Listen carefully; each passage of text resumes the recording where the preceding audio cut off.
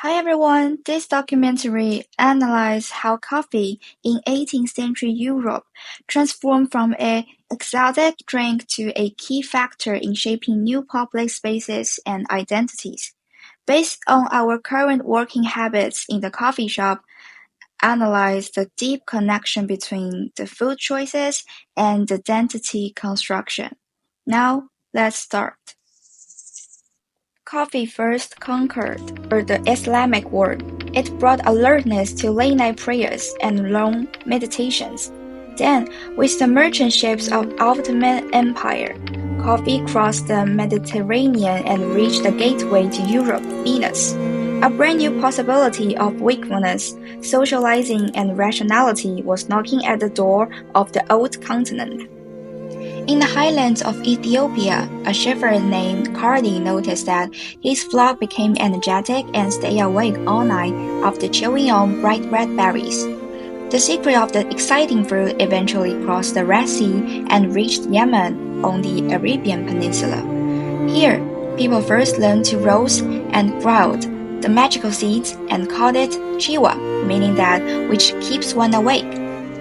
Now, let's go back to Europe 300 years ago.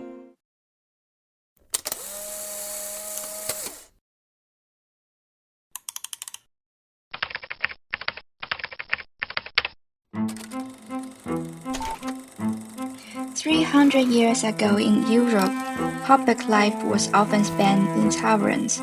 Here, water was unsafe, so beer and wine became the norm. But a dark, bitter drink from the east was making its way along trade routes, about to trigger a silent revolution.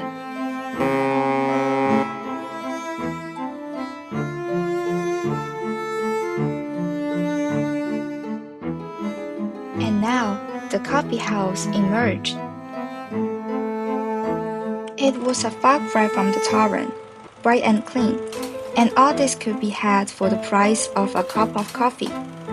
What was offered here was no longer the soporific alcohol, but the invigorating caffeine. Historians point out that this sobering drink made prolonged rational discussion possible.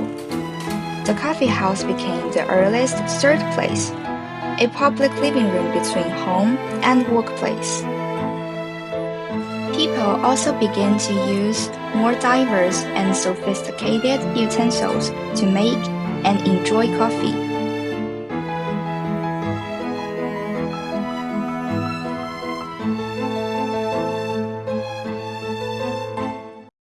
And here is a recipe for cowboy coffee from 1896.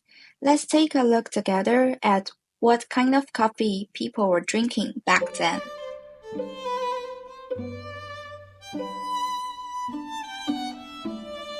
First of all, it's necessary to thoroughly clean this 1900s cook stove to ensure that the subsequent steps are not affected. So it gets specific.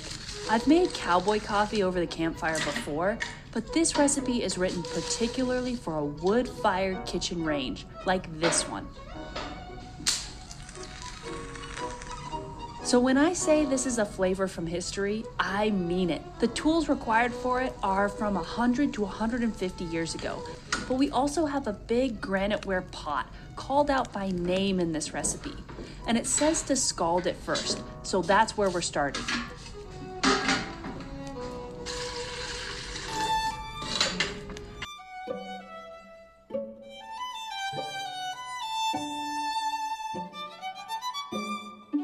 This is a crystal coffee grinder. To adhere to the original recipe, we need to set them up. Even though this is a very old coffee grinder that probably no one uses anymore. Then, as we can see, this coffee grinder needs to be nailed on the wall.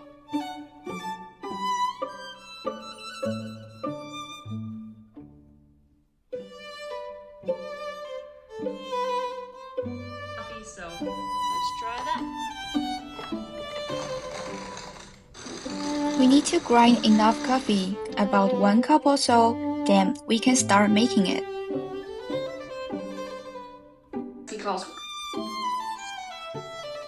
So the egg yolk and whites go into the bowl, and then I'm crushing up that eggshell with my finger. When doing cowboy coffee over the campfire, the old stories talk about throwing the shell in relatively whole so that you can fish it back out again and maybe even reuse it.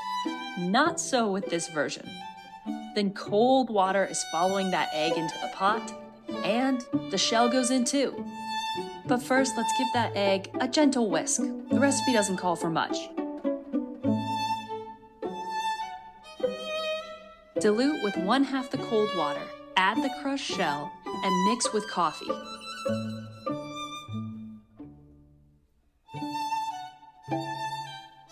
Turn into the coffee pot with boiling water and stir thoroughly. I can hear it's pretty much boiling. It is ready for our cold mixture. We've got egg, we've got coffee grounds, we've got eggshell, and we've got cold water, all whisked in together in a bowl. Then mix the coffee liquid we just made evenly and boil it on the cook stove for 3 minutes.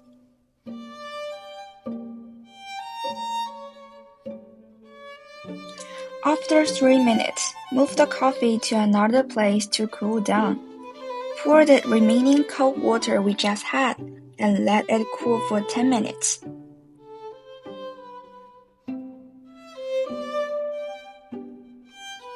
Finally, we can enjoy a rich flavored coffee.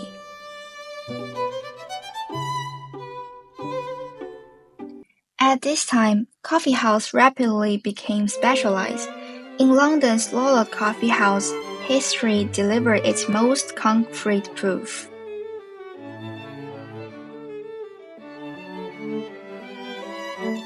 What was exchanged here was not merely coffee, but information. Everything about ships, routes, and risks. Ship owners, merchants, and insurance brokers gather in this atmosphere of clarity to jointly assess the unknowns of the high seas. At a coffee table, they sign agreements, inventing the underwriter. Ultimately, this community born with caffeine shed its physical origins and evolved into the cornerstone of the modern insurance, Lloyd's of London. At Café Procope, as known as Le Procope in Paris, Voltaire, Diderot, and other thinkers engaged in intense debates, and the spark of the Age Enlightenment, also known as the Age of Reason, was ignited here. During the French Revolution, this place became a veritable literary headquarters. Musset and Verlaine also composed some prose works here. And in the following 200 years, anyone with a reputation or aspiring to gain one will visit here, whether in the fields of literature, art, or politics. These powerfully demonstrate that a public space built on sobriety and reason was capable of incubating an entire new world system.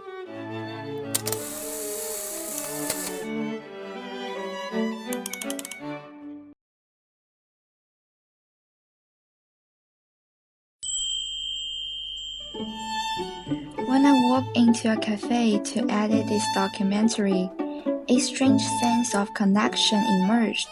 The function of this place was exactly the same as it was 300 years ago. So, this is not merely a historical report. To me, it is a discovery about choice. In the 18th century, people chose coffee over alcohol, choosing sobriety and rationality. Today, we decide to bring work into coffee shops, opting for the same state, a focused one, engaging in dialogue with ourselves and potential communities in a public space. The documentary I'm making now is the latest link in this 300-year-old tradition. Coffee has never been merely a drink. It is a choice for clarity, connection, and public reason. This cup of coffee has always provided us with a space to think about the world.